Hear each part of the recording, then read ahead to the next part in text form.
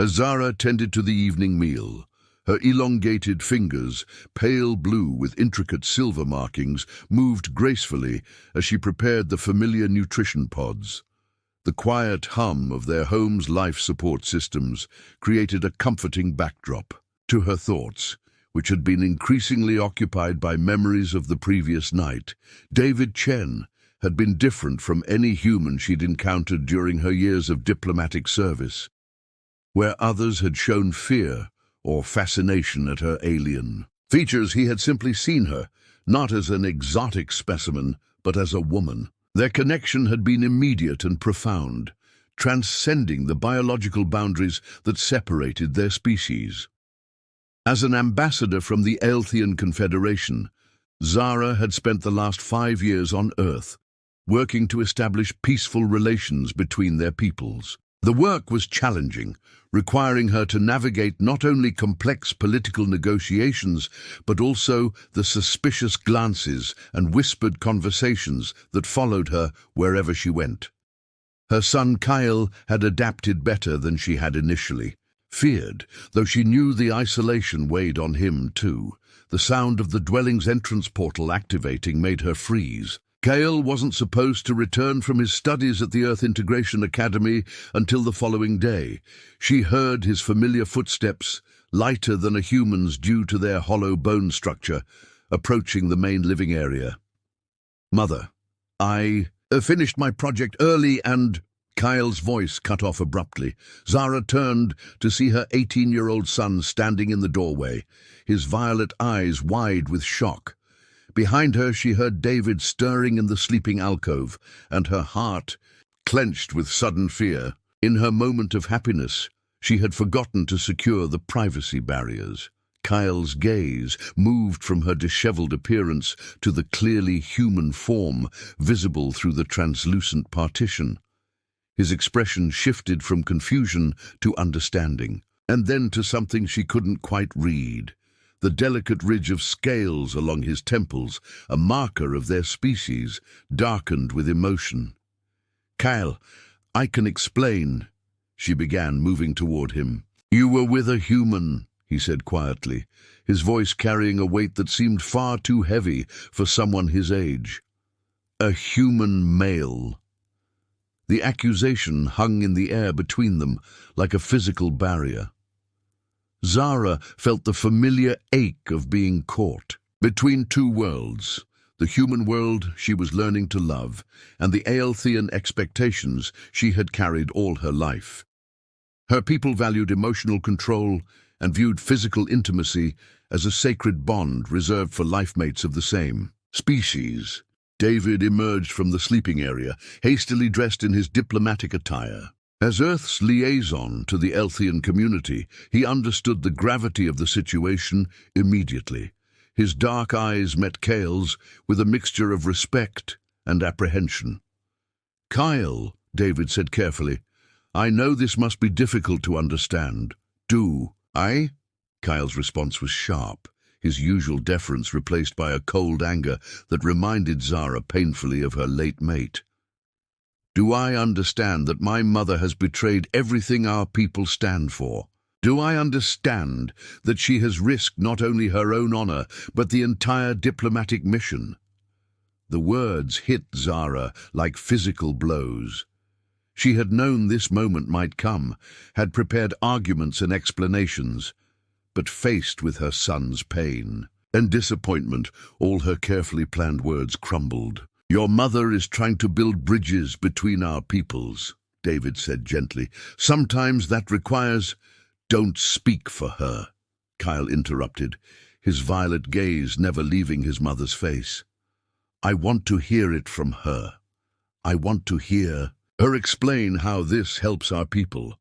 Zara straightened, drawing on the diplomatic training that had served her well in countless negotiations. But this wasn't a political discussion. This was her son, her child, looking at her with eyes that seemed to see a stranger. "Love doesn't recognize boundaries," she said finally, her voice barely above a whisper. "Neither should understanding." The tension in the room was palpable as the three of them stood in an uncomfortable triangle, each processing the magnitude of what had just been revealed. Kyle's hands trembled slightly, a sign of deep emotional disturbance in their species, while his eyes remained fixed on his mother with an intensity that made Zara's chest tighten. "Love?" Kyle's voice cracked on the word. "You call this love? Father has been dead only 3 years, Mother. 3 years. And you're already sharing your bed with an alien species." The pain in his voice was raw, unfiltered, and Zara realized that this wasn't just about political implications or cultural taboos. This was about grief, about loyalty to a dead father's memory, about a young man watching his mother move forward while he was still anchored to the past. David stepped forward carefully, his diplomatic training evident in his measured movements. "Kale, I understand your anger. If I had discovered my mother in a similar situation at your age, I would have reacted the same way.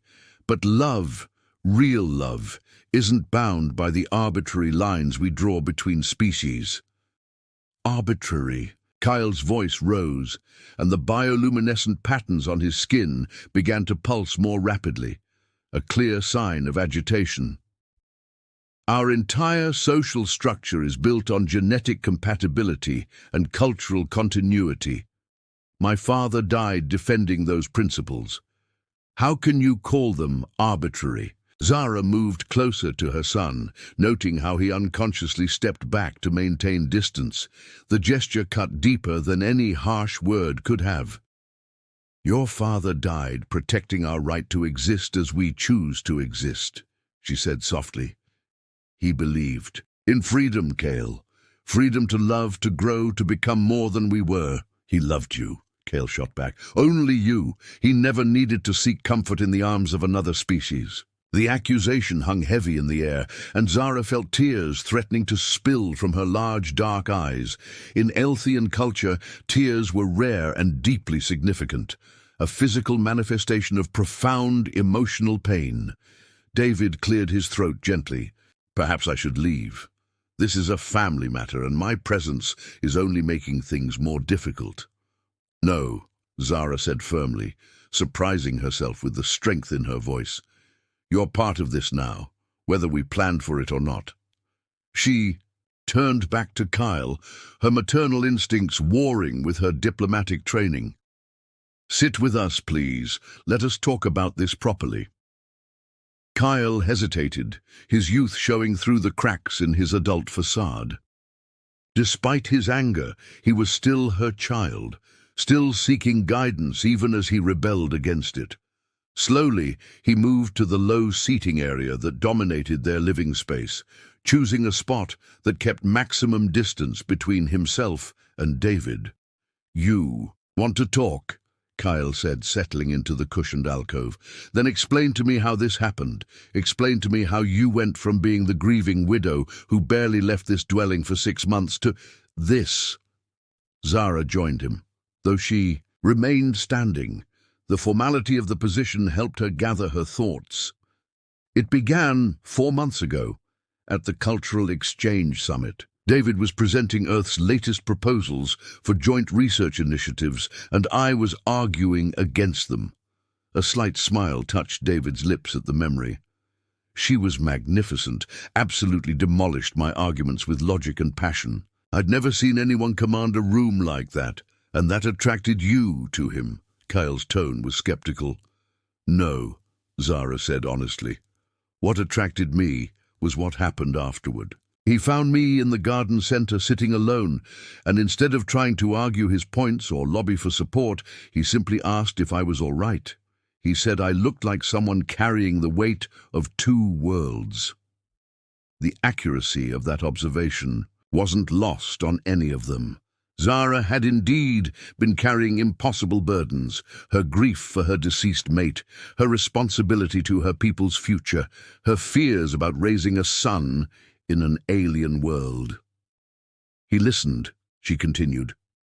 For 3 hours, he simply listened while I talked about things I had never spoken aloud. About missing the crystal forests of home, about worrying that you were losing your connection to our heritage, about feeling like a bridge that was being pulled apart by the shores it was trying to connect. Kyle's expression softened slightly, though his posture remained rigid. And from listening, you moved to intimacy? David answered this time, his voice gentle but clear. It took 2 months of meetings, conversations, and shared experiences before anything physical happened. We both fought against it. We both knew the complications it would create. Then why? Kyle demanded. Why risk everything for something that can have no future? The question hung in the air like a challenge, and Zara realized that her answer would determine not just their immediate relationship, but potentially her son's entire understanding of love, sacrifice, and the courage required to bridge differences. She looked at David, then back at her son, and made a choice that would change everything. Because, Zara said, her voice steady despite the storm of emotions within her, there are some connections that transcend logic, politics, and even survival. And because, my son, you deserve to know the truth about your own heritage. Kyle frowned, confusion replacing some of his anger. What do you mean? Zara moved to the wall storage unit and retrieved a small crystalline device that pulsed with soft blue light. It was a memory core, a piece of Elthian technology used to store important family histories and genetic records. Her hands shook slightly as she activated it. Your father wasn't purely Elthian, she said quietly. He was half human. The silence that followed was deafening. Kyle stared at her as if she had announced that gravity had suddenly reversed direction. David, too, looked stunned by this revelation. That's impossible, Kyle whispered. Father served in the Elthian defense. Of course, he was a war hero. He couldn't have been a hybrid. Zara finished gently. Why not? Look at yourself, Kyle.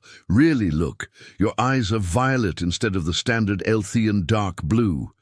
Your scales are more pronounced than mine, but less than a full-blooded Elthian. Your bone structure is denser than ours, giving you more strength on Earth's heavier gravity. As she spoke, Kyle's hands moved unconsciously to touch his face, as if feeling these differences for the first time. But the genetic records, the family lineage, were altered, Zara admitted, her voice heavy with the weight of years of deception. Your father's human heritage came from his mother, who had been captured during one of the early conflicts between our species. She was held for 2 years before being returned to Earth, but by then she was pregnant. The child, your father, who was raised in secret among our people. David leaned forward, his expression intense. How many others know about this? Very few. The High Council was aware, of course. It was considered a useful genetic experiment at the time. Your father proved that hybrids could serve our people effectively, even exceptionally. Zara's voice. He took on a note of pride. He was stronger, more adaptable, and more intuitive than pure-blooded Elthians. These traits served him well in combat and diplomacy. Kyle was quiet for a long moment, processing this fundamental shift in his understanding of himself and his family. When he finally spoke, his voice was small, almost childlike. Why didn't you tell me? Because I was afraid, Zara said simply, afraid that you would feel displaced, that you would question your belonging with our people, afraid that others might treat you differently if they knew. Your father and I agreed to keep the secret until you were old enough to handle it. And you think 18 is old enough? There was no anger in Kyle's voice now, only a deep weariness. I think, Zara said carefully, that discovering me with David forced my hand. You accused me of betraying our people's values, but what are those values, really? Are they about genetic purity, or are they about love, loyalty, and the courage to protect what matters most? David had remained quiet during this exchange, but now he spoke up. Kyle, I want you to know that my feelings for your mother aren't about rebellion or exotic attraction. She's the strongest, most compassionate person I've ever met. She carries impossible burdens with grace, and she loves you more than her own life. I know that, Kyle said softly. I've always known that. It's just... He struggled for words. Everything I thought I knew about myself, about our family, about what's right and wrong. It's all different now. Zara sat beside her son, close, enough to offer comfort, but respecting his need for space. Different doesn't mean wrong, my child. It means more complex, more beautiful, more real than the simple stories we tell ourselves. Kyle looked up at her, and for a moment he was 8 years old again, seeking reassurance after a nightmare. What happens now? To us, I mean. To all of us. That, Zara said, depends on what you choose to do with this knowledge. You could report David and me to the council. You could demand that I end our relationship. You could leave Earth and return to our homeworld.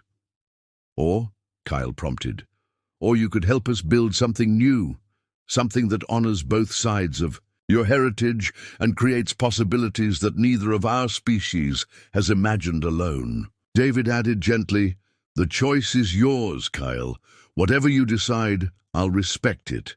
But I hope you'll give us a chance to show you that love, real love, makes us stronger, not weaker.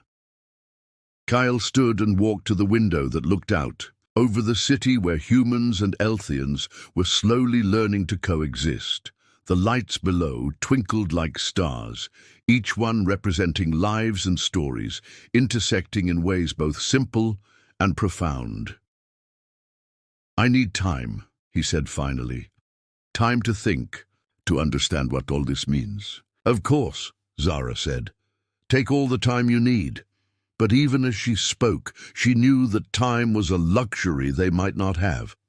The political situation between their species was growing more tense, and discovery of their relationship could have consequences far beyond their small family unit. 3 days passed in tense quiet. Kyle attended his classes at the Integration Academy, but came home each evening withdrawn and thoughtful.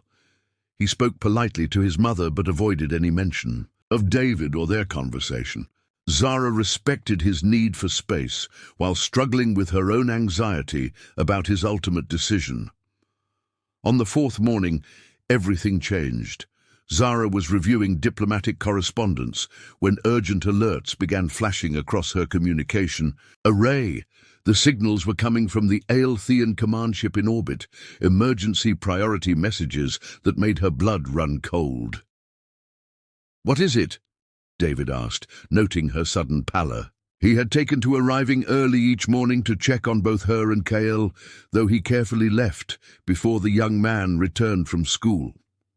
"Intelligence reports," Zara said, her voice tight with fear.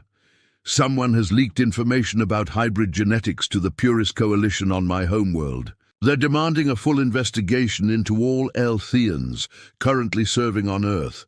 David understood immediately. "They'll discover your relationship with me, Kyle's heritage, everything." "Worse," Zara said, her fingers flying over the control interface as she accessed classified files. "They'll use it as justification to end the peace process entirely. The Purists have been looking for an excuse to recall all diplomatic missions and close our borders permanently." The door chimed, and Kale entered earlier than usual. He took one look at their faces and moved immediately to his mother's side. "What's wrong?" he asked, his previous coolness forgotten in the face of obvious crisis. Zara quickly explained the situation, watching her son's expression grow more serious with each detail. When she finished, Kyle was quiet for a moment, then asked, "How long do we have?" "The investigation team arrives in 6 days," Zara replied. "Once they begin their genetic scans and interrogations, they'll uncover everything within hours." "Then we run," David said immediately. "All 3 of us. I have contacts in the human government who can provide safe passage off-world." "And go?" "Where?" Kyle asked. We'd be fugitives from both species, belonging to neither. Zara looked at her son with new respect. Despite his youth, he was thinking clearly about their impossible situation. "There is another option," she said slowly, "but it would require enormous risk and perfect timing." Both David and Cale waited for her to continue.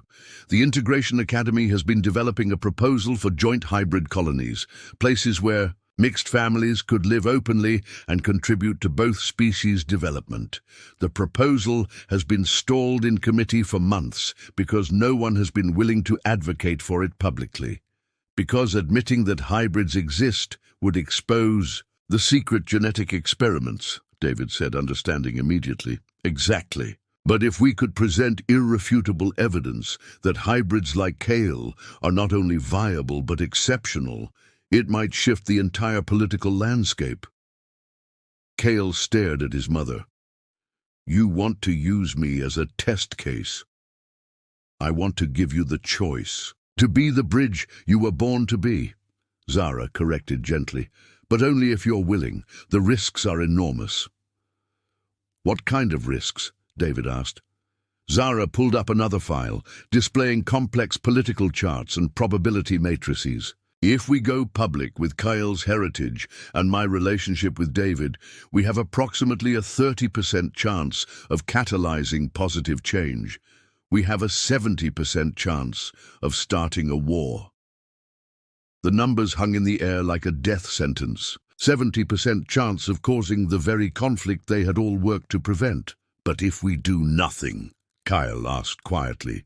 "The purists win by default. The peace process ends, our peoples return to isolation and suspicion, and eventually war becomes inevitable anyway." Kyle walked to the window again, looking out at the city where humans and Aelthians worked side by side in tentative harmony. When he turned back, his expression held a determination that reminded Zara powerfully of his father. "There's something you should know," he said. "I haven't been entirely honest about my activities at the academy." Both adults looked at him in surprise. "I've been working with a group of other hybrid students," Cale continued. "We've been meeting in secret, sharing our experiences, our struggles with identity and belonging. There are more of us than you know. At least 20 that I'm aware of, probably more." Zara felt her knees go weak. 20, that's impossible. The genetic records were incomplete, Kyle finished. "Some of us are second-generation hybrids, children of unions that happened here on Earth. Others are like me, descendants of earlier experiments that were hidden or forgotten. We've been trying to decide whether to reveal ourselves, and if so, how." David was staring at Cale with something approaching awe. "You've built a support network, a community." "We've built more than that," Cale said. "We've been developing proposals for hybrid integration, studying the genetic advantages of mixed heritage, documenting our unique capabilities. We have a complete presentation ready for the right opportunity." "And you think this is that opportunity?" Zara asked. Kyle nodded. "I think this is exactly what we've been preparing for. The question is whether you're both ready to stand with us when we step into the light." Zara looked at David, seeing her own mixture of terror and hope reflected in his eyes. They had thought they were fighting for their right to love across species boundaries. Now they realized they were fighting for something much larger, the future of both their peoples. "Yes," she said firmly, "we're ready." The Central Assembly Hall of the Integration Academy had never seen anything like the gathering that took place 6 days later. Representatives from both the human government and the Aelthian High Council sat in tense rows, while media from both species documented what many expected to be either a historic breakthrough or a diplomatic catastrophe. Zara stood at the central podium, her ceremonial diplomatic robes shimmering under the assembly lights. To her right sat David, representing Earth's Integration Committee. To her left, 23 hybrid individuals of various ages stood in a line that stretched across the stage. living proof of the genetic harmony that was possible between their species. At the center of that line stood Kyle, no longer her, confused and angry son, but a young leader ready to claim his place in history. "Honored representatives," Zara began, her voice carrying clearly through the hall's acoustic enhancement system, "I stand before you today, not just as your ambassador, but as a mother, a woman, and a bridge between worlds who has discovered that love knows no boundaries." The Aelthian delegation shifted uncomfortably, while murmurs rippled through the human representatives. In the audience, Zara could see faces ranging from curious to hostile to hopeful. 6 days ago, my personal relationship with Earth liaison David Chen was discovered by my son. What followed was not the shame and rejection that our cultural programming might have predicted, but instead a revelation that changes everything we thought we knew about our species' compatibility. She gestured to Kyle, who stepped forward with confidence that amazed her. "My name is Kyle Chen," he said, deliberately choosing to include David's surname for the first time. "I am the son of Zara of the Aelthian Diplomatic Corps and the genetic descendant of both human and Aelthian lineages. I am what your debates and policies discuss in abstract terms. I am a bridge made flesh." The reaction was immediate and intense. Several Aelthian representatives stood in protest, while human officials leaned forward with obvious interest. The room erupted in competing voices until Kyle raised his hand for silence. "You want to know what happens when species barriers are uncrossed," he continued. "Look at us." He gestured to his fellow hybrids. "We are stronger than baseline humans, more adaptable than pure Aelthians. We are immune to the genetic degradation that affects both species in isolation. We are the future that neither of your peoples can achieve alone."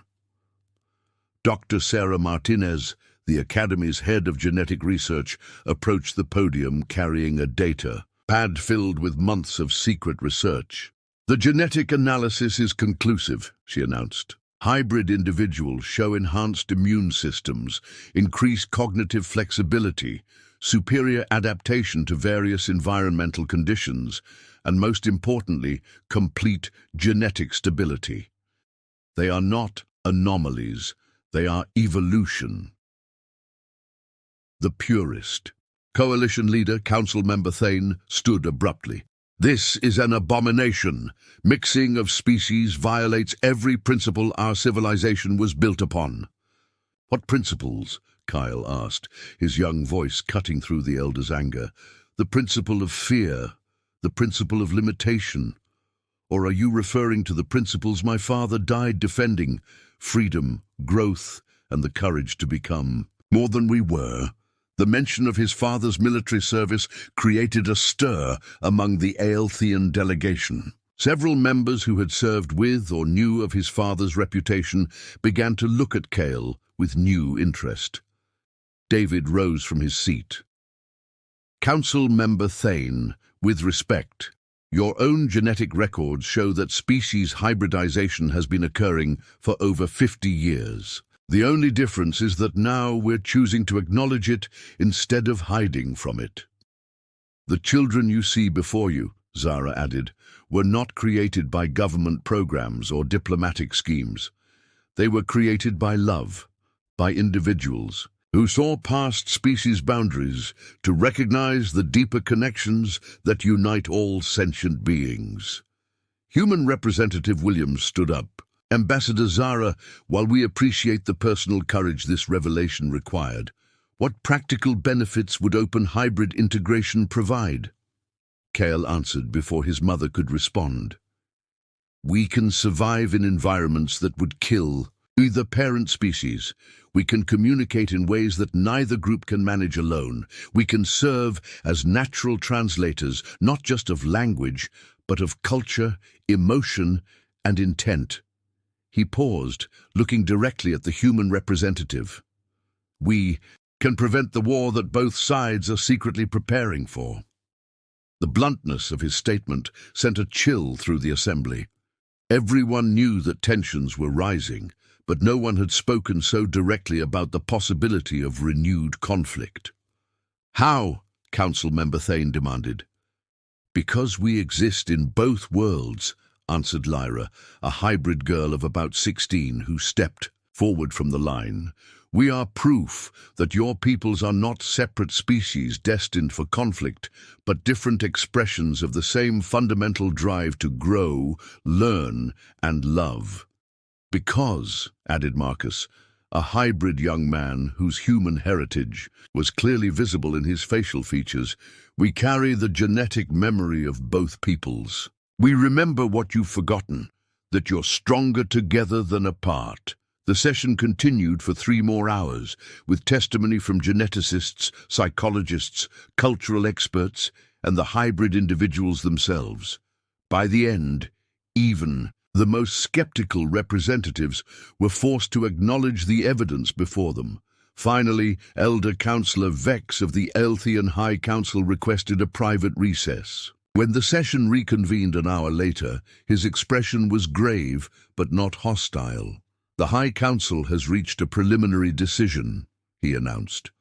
"We will establish a trial colony program, allowing hybrid families to settle in designated areas where they can contribute to research and development for both species. This program will run for 5 Earth years, after which we will evaluate its success." Human President Chen, no relation to David despite the name coincidence, stood immediately. "Earth agrees to provide full support for this program, including funding, research facilities, and legal protection for participating families." Zara felt tears of relief streaming down her face as the assembly erupted in discussion. It wasn't everything they had hoped for, but it was a beginning. Later that evening, as the 3 of them sat in their dwelling processing the day's events, Kyle looked at his mother and David with an expression of mature understanding. "I'm sorry it took me so long to understand," he said quietly. "I was so focused on what I thought we were losing that I couldn't see what we were gaining." Zara reached over and took his hand. "What are we gaining?" "A future," Kyle replied simply. "A future where love matters more than fear, where differences make us stronger instead of driving us apart, and where bridges like us don't have to choose sides because we can stand on both." David smiled, putting his arm around Zara's shoulders. "And what comes next for us?" "Next," Zara said, looking at her family, because that's what they were now, a family that transcended species boundaries. "We build the bridge we were meant to be, together."